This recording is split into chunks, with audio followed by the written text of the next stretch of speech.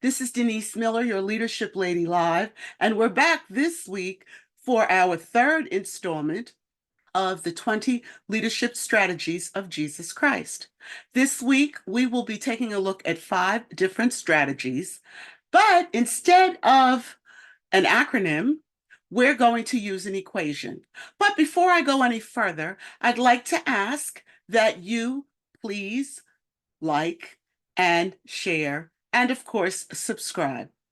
I ask you to do this because A, it helps my algorithm. B, it lets me know that you like the content and that I should continue producing this kind of content. And thirdly, there may be someone who you know who doesn't know me and who I don't know who would benefit from this content. Now, let us continue with our equation. The equation is this: P equals T squared plus C squared. Sounds like algebra a little, doesn't it? Well, the P stands for patience. Jesus was patient.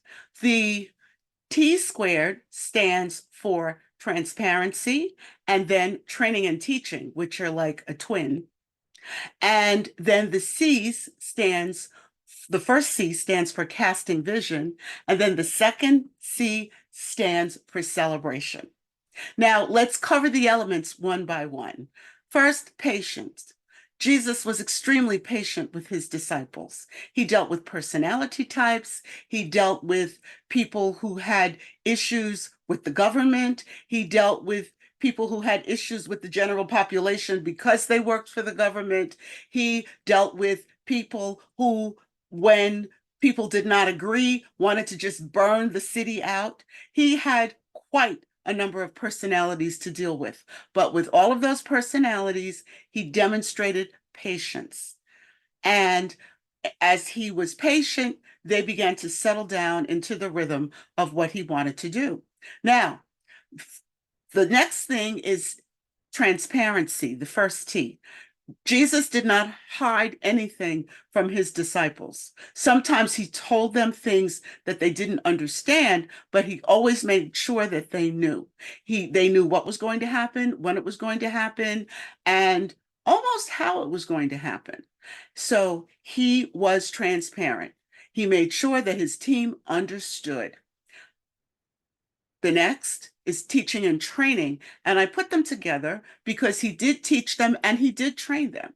He taught them by explaining things and how things should be done. And then he taught them by example. For instance, when they fed the 5,000 with a little boy's lunch of five 5 loaves, which was nothing really but little what we would call biscuits nowadays, and 2 fish, or is it 5 fish and 2 loaves? But loaves and fishes. Now, that was really teaching and training. Let's go on to the C's, casting vision.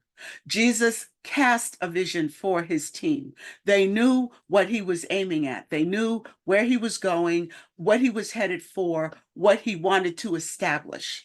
And so he cast that vision. He told them things that they needed to know. He spoke in parables, and then he translated those parables to the disciples in private after he told the parables in public, so that the disciples would understand what the vision was and what his purpose was. And then finally, celebration.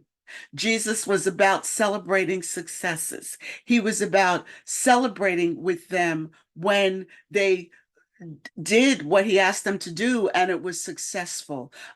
My favorite example is Peter with the big catch of fish.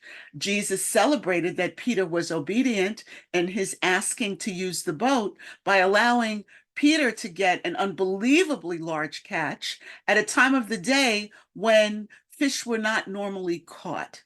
He did something really surprising for Peter. And as a leader, I have some questions for you now. Are you patient with your people? Sometimes we know things that they don't know, and it's a little frustrating when they cannot learn as quickly as we would like them to learn. So my question is, how patient are you with your team?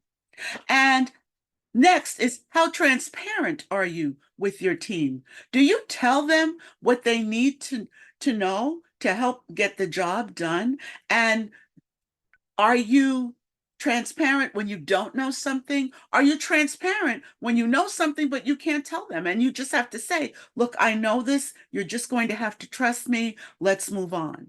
Or are you constantly trying to hide things? Next, are you teaching them and training them to do what it is that you want done? It's important that you, as the leader, make sure that your people are well equipped. Either you train them or you arrange for training, and you teach them or you arrange for teaching or on the job experiences. The next are the C's, casting vision. People cannot walk a road and get to a destination successfully unless they know what the road is and where the destination is. It's important as a leader that you cast a solid vision for your people to understand where they're headed. People will generally follow when they know where they're going, when they know how they're going to get there, when they know when it's expected that they get there. So casting a vision is very, very important.